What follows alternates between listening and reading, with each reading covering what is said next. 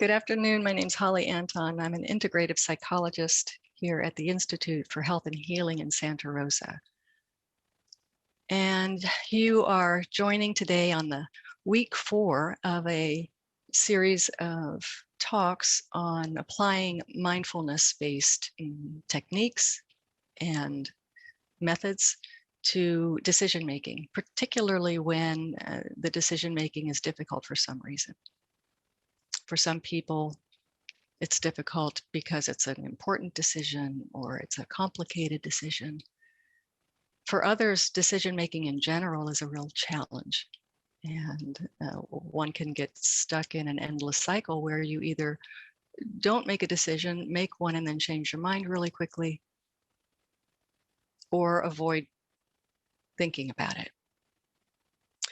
So as any of us can get caught in any of those, you might say, traps, I wanted to offer a general 4-step approach to helping yourself get unstuck, get more clarity, and feel better ultimately about the decision that you make. So for the moment, it would be helpful for you to have a decision in mind, either one that you've made in the past that you want to use to reflect on, or one that you may be in the process of currently. And having a personal example to work with will also help you remember these steps. You're also welcome to write them down, and you are welcome to return to this talk. It will be posted on our social media site. So if you want to listen to it again in the future, you can do that. So to begin, though, the mindfulness-based root of this approach really asks you to come into literal present moment. And I know we're all very familiar with the suggestion to notice our breath. And so that's an easy and accessible place for you to start in terms of gathering yourself together this moment. This is also how you would begin a process of employing this decision-making tool. So for this moment, finding your breath, finding your awareness, notice that you can turn your attention to the sensation of breathing. Just notice that part. There is a consciousness in you that can direct your attention to the sensations of breathing. Whether you notice that breath in your face, in your nose, in your throat, in your belly. Wherever you experience the breath flowing in and out of your body. If your eyes are closed, I encourage you to open them, because this is also about orienting to where you actually are right now, your physical space. And if your mind is still being pulled back to wherever you were before you came here, or pulled ahead to where you're going to be going later, just notice that there is an aspect of you that can redirect yourself from that pull of your thoughts. And notice again that there's a breathing process underway, and that you can feel with your body and see with your eyes and hear with your ears, just to double check that you actually are here.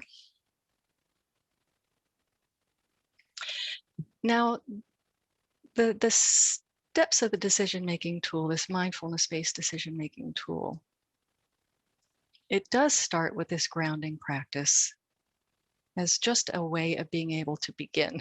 So first step actually now is write down on a piece of paper or on a computer. Actually make yourself write out a single sentence that represents the decision you're trying to make. This is more important and informative than you might guess. So if you want to try that right now, notice what you have to go through in your thinking as you formulate that one sentence. What is the decision that you want to make? Sometimes when you try to do this, you'll notice that there are some pretty big obstacles that could be tripping you up. You could come across some of the reasons why this has been a difficult process for you. Sometimes people are trying to make a decision that is actually more than one decision. That is, one can be looking at a big situation and say, what am I going to do about blah, blah, this big situation? And, that is really asking yourself to make many, many, many smaller decisions. So try to winnow that down, narrow that in, focus in on one, if possible, the logical first decision that would have to be made. As you write that out and you clarify, check in with yourself about whether that actually fits. That is I wrote it out that way, but is that actually the decision that I'm wanting to make right now?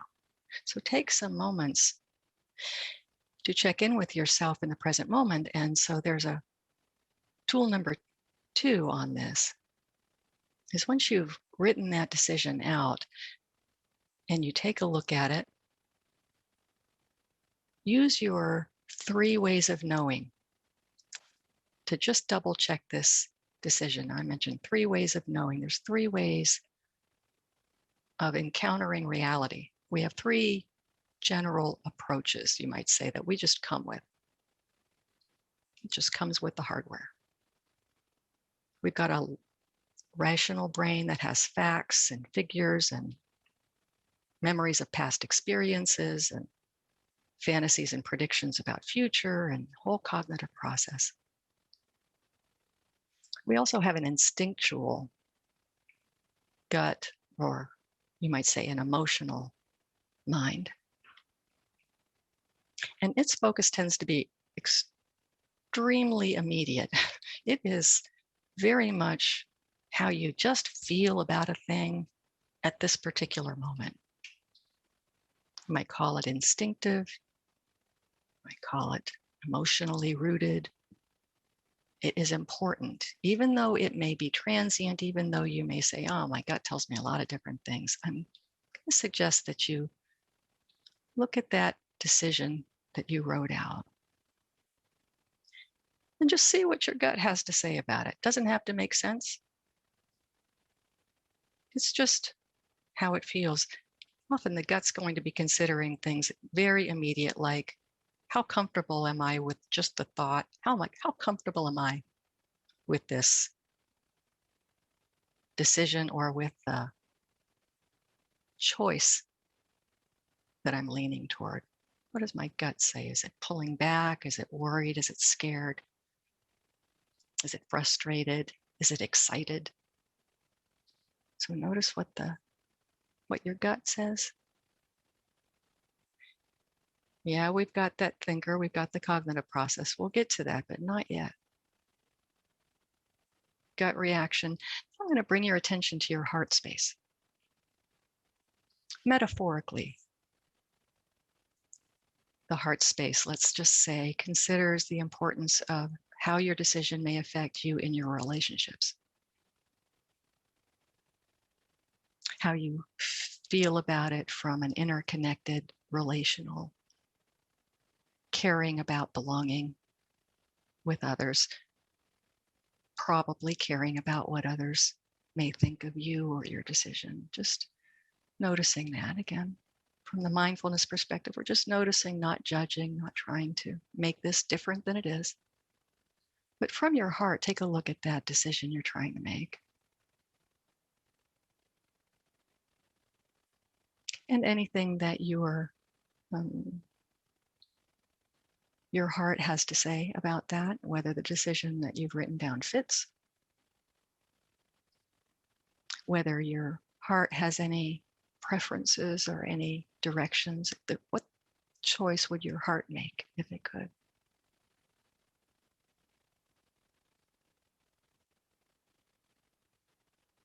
You don't have to worry about whether it seems possible or rational, or don't even have to worry about whether you think it's going against your instincts. For the moment, if your heart could choose, what would it choose?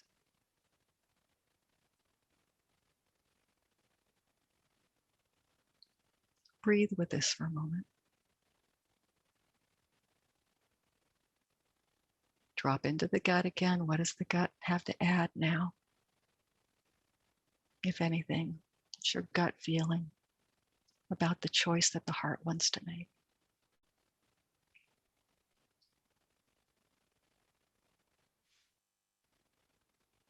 Now let's come up to your rational mind. Now, rational mind does tend to overemphasize facts and underemphasize emotional truths in general. That's not always true, but let's just say in general. But we want your rational mind because it tends to be somewhat more objective and can bring in pieces of the puzzle that are important to consider. So your head might have a certain preference, a certain choice it would like to make because it makes sense or because it's financially preferable or it's easier. Intellectually, if you weren't worried about how you felt about it, but you just thought what makes the most sense logically, what would your head say?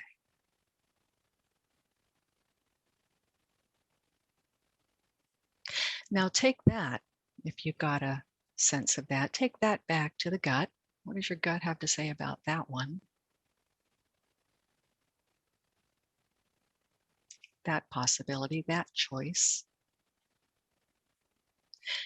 What does your heart have to say about what the head would like to do?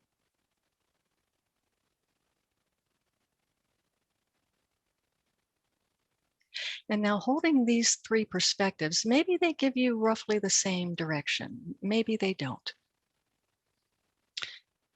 If we don't hold any of them as inherently more important than the other, but really try to say, okay, what overarching,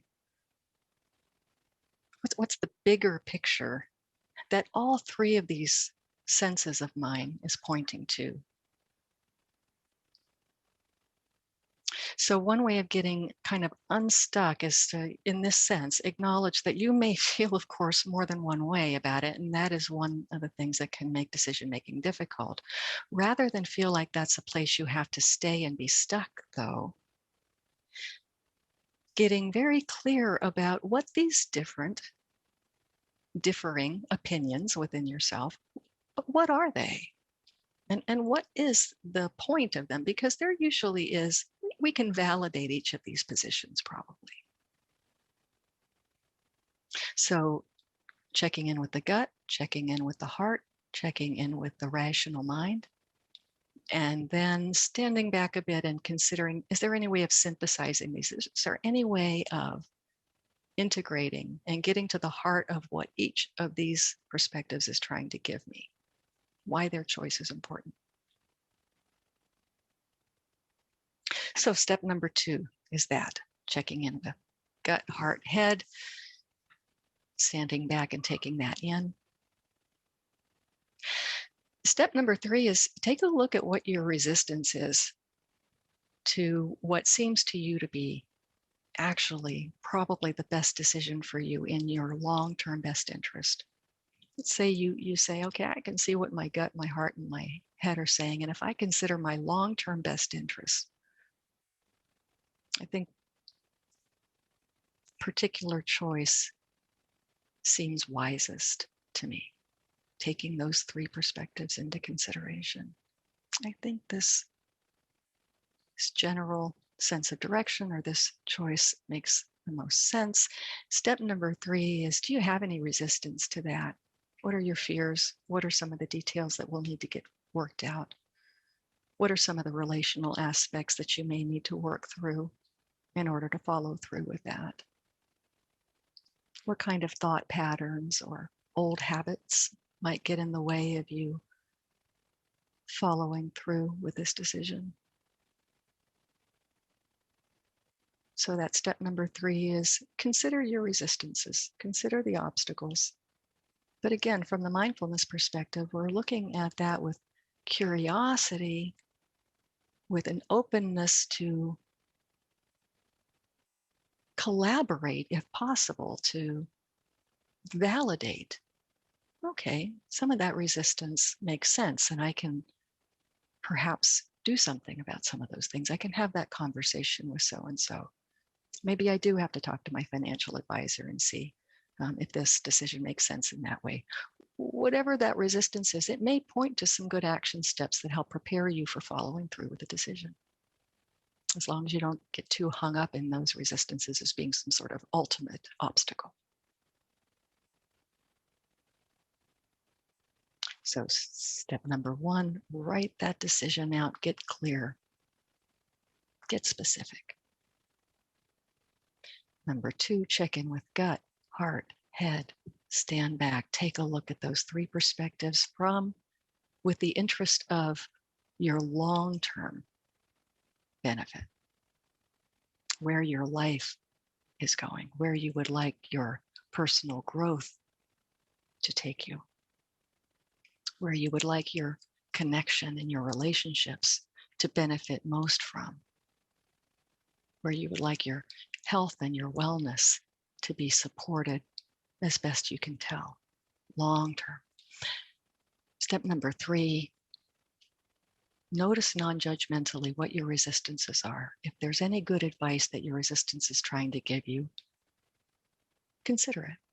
It doesn't mean you don't follow through with the choice. It means you validate if there's a point to validate within your resistance and see if there's some action you can take on working around that obstacle. Step number 4, of course, is let go of the analysis of this for a moment. We've done a lot of thinking, a lot of also checking in with the body, a lot of considering long-term best interest, coming to some general sense of a choice, looking at the resistance to that. And step number 4 is, okay, now let's envision that choice as having already happened.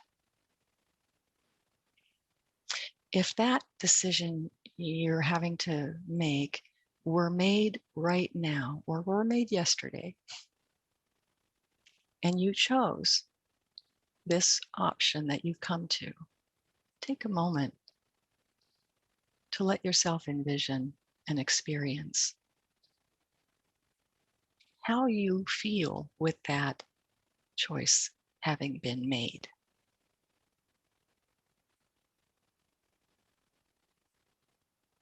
Check in with your gut on that. Check in with your heart on that. Check in with your rational mind on that. From the point of imagining that it has already happened, notice with non-judging curiosity, what is this experience you're having as you imagine that?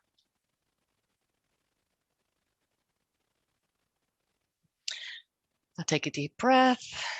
If you've written that decision that you're trying to make or have made on a piece of paper, maybe turn that paper over or divert your eyes from the screen. Notice again that you have a body in the here and now, that you actually are breathing, whether you noticed it or not.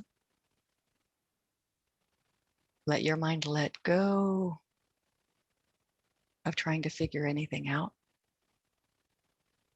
and resettle into this very moment. So making an important decision is a lot like making bread.